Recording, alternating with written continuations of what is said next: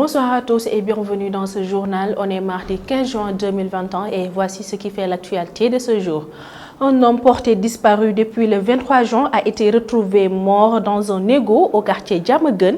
Il s'agit de Cheikh Mbaye, chauffeur de taxi. Opération militaire en Casamance, l'armée reprend 5 bases du MFDC après plusieurs semaines de ratissage. Fini les problèmes d'état civil, l'association J'existe s'engage pour que chaque enfant ait un acte de naissance. Et puis, ouf de soulagement du mouvement M2D, les revendications semblent être entendues. Les 8 personnes en détention ont toutes été libérées.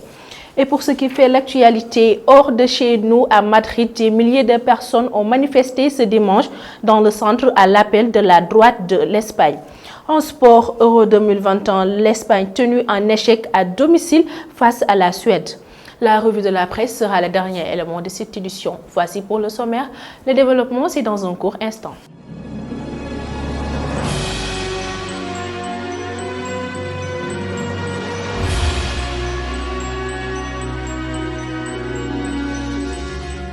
Démarrons avec la situation épidémiologique de ce jour qui fait état de 27 nouvelles contaminations, dont 7 cas contacts et 20 issus de la transmission communautaire. 46 patients sont sortis de l'hôpital, 8 autres sont pris en charge dans les services de réanimation. Une nouvelle perte en vie humaine. À ce jour, 42 050 cas ont été déclarés positifs, dont 40 637 guéris, 1156 décédés et donc 256 sous traitement. Ce lundi 14 juin 2021, 2554 personnes ont été vaccinées, portant le nombre total de 480 511 personnes vaccinées sur l'ensemble du territoire national. Les habitants du quartier Diamaguène se sont réveillés avec tristesse et amertume. Un des leurs du nom de Cheikh Mbaye retrouvé mort dans un égout, son corps en état de décomposition. Mamadou Saturne John est allé à leur rencontre pour cueillir leur inquiétude. Je vous propose de suivre son reportage. Les habitants du quartier Diamaguène de Thiès, n'oublions pas de sitôt la nuit du 14 juin, pour cause, un des leurs, après avoir été porté disparu depuis le 23 mai dernier, a été retrouvé mort dans un état de décomposition très avancé. Le défunt était chauffeur de profession. Cheikh Mbaye entretenait de bonnes relations avec ses voisins. Les habitants souhaitent dès lors que toute lumière soit faite sur cette affaire. À rappeler que ce quartier situé dans la commune de Thiès-Est, jadis paisible, d'où son nom, n'oubliera jamais cette découverte macabre. L'armée continue la sécurisation de la partie sud du pays. Une opération est lancée depuis le 30 mai contre le MFDC. 5 bases rebelles sont tombées. Le colonel Souleymane Kandé rassure les populations et revient sur ces opérations. Effectivement, ces populations à retourner dans leur territoire, jadis abandonné, il fallait quand même créer les conditions de sécurité en procédant à la neutralisation des bandes armées qui sont installées dans cette zone. Mais également, il fallait effectivement créer les conditions de sécurité en dépolluant la zone qui était effectivement très particulièrement minée. Et cette action de déminage ne peut pas se faire avec les armées seules. Il faudra effectivement aussi l'intervention d'autres acteurs. Pour rappel, plusieurs exactions ont été perpétrées contre les populations au niveau de cette zone. Et effectivement, les bandes armées, par ces actions d'exaction, cherchent tout simplement donc, à s'assurer l'exclusivité de l'exploitation des ressources forestières. La prise en otage au niveau de Kailou en 2013, c'était le 3 mai exactement 2013, de 9 démineurs humanitaires. Et la tuerie de Bof Bayot survenue le 6 janvier 2018, voilà, vient compléter ce bilan très sombre commis des actes odieux commis par le MFDC contre ces populations. Un enfant, une papier de naissance, tel est l'objectif majeur de l'association J'existe qui s'engage à résoudre définitivement l'équation de l'état civil. Madame Nafissatou Gueye, initiatrice de cette association, explique au micro de Moussa Mbaye. J'existe, c'est une initiative dont l'objectif est de permettre aux gens d'exister. D'exister, les gens vont me dire on existe parce qu'on nous voit, on a un nom, on a un papa, une maman, oui. Mais ce n'est pas ça exister. Exister, c'est la capacité ou bien la possibilité qu'on te donne de pouvoir te réclamer partisane ou bien de pouvoir te réclamer appartenir à une nation. Lorsque les gens sortent du Sénégal ou bien lorsqu'ils sont au Sénégal et qu'ils réclament des droits, la première chose qu'on leur demande, c'est est-ce que vous avez un acte de naissance ou est-ce que vous avez une carte d'identité. Donc c'est hyper important pour une personne d'en avoir et malheureusement, au Sénégal, on en est encore à 23% de la population qui n'a pas d'acte de naissance, d'où notre volonté aujourd'hui d'apporter une contribution à la résolution de cette problématique de l'état civil où les gens peinent à connaître les procédures où aussi les acteurs ont du mal à savoir quelles sont leurs responsabilités, mais également où l'État a besoin, je pense, d'une certaine manière d'être boosté sur l'importance et l'urgence de prendre cette question en charge parce qu'il est important que toutes les personnes qui se réveillent au Sénégal puissent être identifiées soit comme des Sénégalais, soit comme autre chose. Donc voilà, c'est en ce sens qu'on est venu aujourd'hui à Thiès, on l'a déjà fait à Louga, où on essaye de renforcer en capacité les acteurs communautaires qui sont en contact direct avec les populations pour leur permettre de savoir quelles sont leurs responsabilités, mais également les inviter à nous accompagner dans notre volonté de faire de l'état civil une priorité et aussi de pouvoir faire avec eux des actions de sensibilisation et de recensement.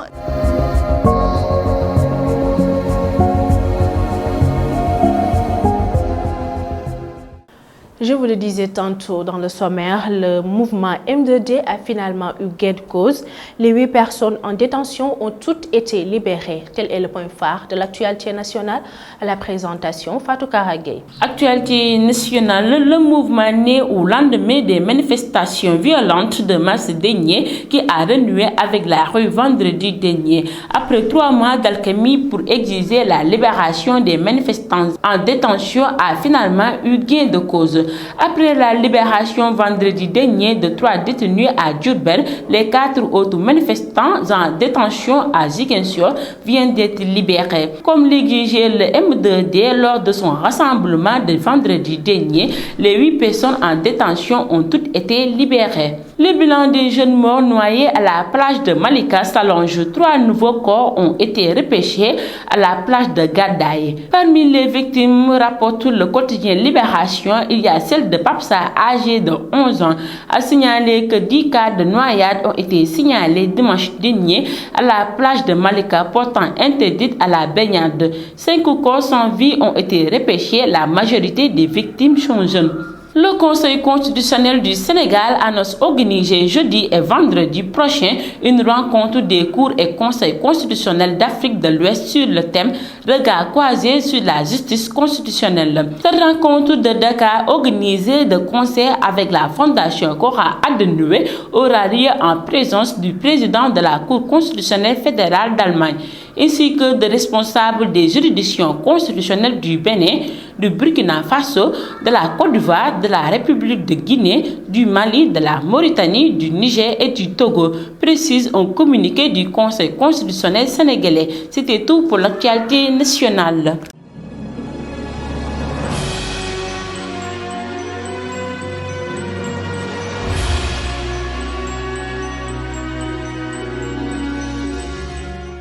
Sur l'international, à Madrid, des milliers de personnes ont manifesté pour dénoncer la volonté du Premier ministre pour gracier les indépendantistes catalans. Ramatoulaye Cissé à la présentation. Nous démarrons l'actualité internationale par des milliers de personnes qui ont manifesté dimanche 13 juin dans le centre de Madrid à l'appel de la droite espagnole pour dénoncer la volonté du Premier ministre Pedro Sánchez de gracier les indépendantistes catalans condamnés pour la tentative de sécession de 2017. Convoqués à la mi-journée sur la place Colón, choisie pour l'immense drapeau espagnol qui y flotte, cette manifestation a rassemblé 25 000 personnes selon la police. Une centaine de manifestants se sont rassemblés brièvement dans la banlieue de Taumé à Rangoon, scandant « Mettons fin à la dictature militaire » et déracinons l'armée fasciste. Un drapeau de l'Association des Nations de l'Asie du Sud-Est a aussi été brûlé, signe de la colère des protestataires contre le bloc régional, incapable pour l'instant de faire entendre raison à la junte militaire, plus de 4 mois après le coup d'État militaire de février. On termine l'actualité internationale par les élections législatives qui se tiendront plusieurs fois reportées en Éthiopie, alors que le pays est de plus en plus isolé diplomatiquement en raison de la situation de la Tigré. Le Premier ministre Abiy Ahmed a appelé ses concitoyens à participer au scrutin.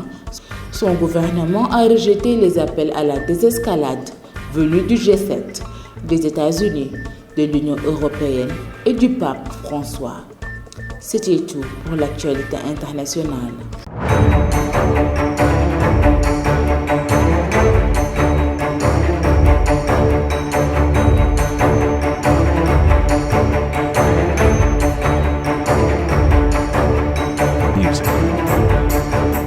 Merci Ramatoulaye Cissé de nous avoir fait voyager hors du pays. Place maintenant la page sportive.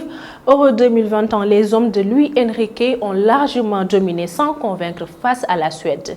Démarrons l'actualité sportive par l'Espagne et la Suède qui ont fait match nul lundi à Séville lors de leur premier match de l'Euro 2021. Les hommes de Luis Enrique ont eu largement la possession sans pour autant parvenir à l'exploiter. C'est le premier nul score 0-0 de l'Euro 2021, un score triste mais révélateur du contenu pauvre du match entre l'Espagne et la Suède. Pour leur entrée en lice dans le groupe E, lundi 14 juin, les Espagnols ont eu le contrôle du ballon, mais ne sont pas parvenus à trouver la faille dans la défense suédoise. Les jaunes de leur côté ont failli réussir un hold-up sur leurs 2 seules occasions. Et puis la Pologne a encore une fois manqué ses débuts dans un tournoi majeur. L'équipe du serial buteur Robert Lewandowski s'est inclinée lundi 14 juin à Saint-Pétersbourg face à la Slovaquie sur le score de 1-2 dans le groupe E de l'Euro 2021. Et enfin, l'ultime match de qualification pour la prochaine Coupe d'Afrique des Nations CAN 2021, Sierra Leone, Bénin, qui devait avoir lieu ce 14 juin 2021 à Conakry, a été repoussé au 15 juin suite à un nouvel imbroglio autour des tests PCR. Cette rencontre, initialement programmée le 30 mars, avait déjà été reportée à cause de résultats positifs douteux au sein de la délégation béninoise. C'était tout pour l'actualité sportive.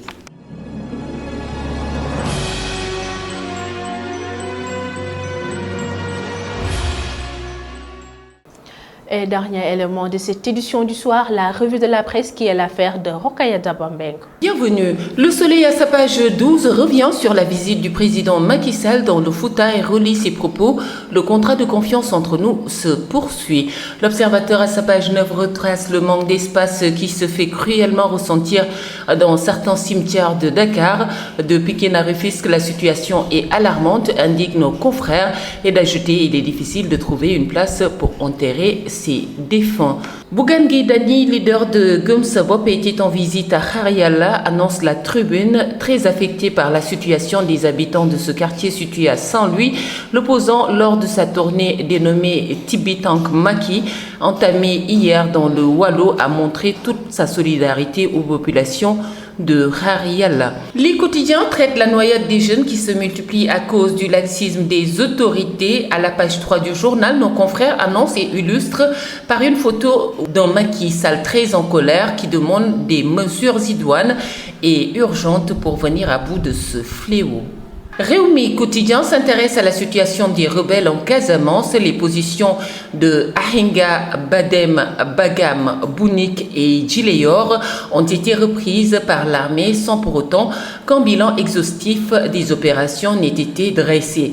Les rebelles sont actuellement dans une situation difficile.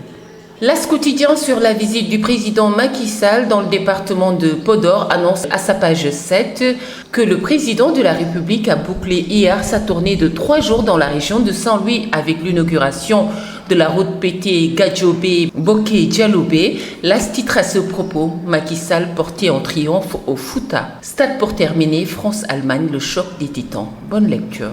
Excellente lecture. Merci Rokhaya Pombeng de nous avoir évoqué les grands titres des journaux. Voilà, c'était l'essentiel des actualités de ce mardi 15 juin 2021. Merci de l'avoir suivi. Merci également à toute l'équipe de la régie. Je vous souhaite de passer d'excellents moments au programme de Prestige TV.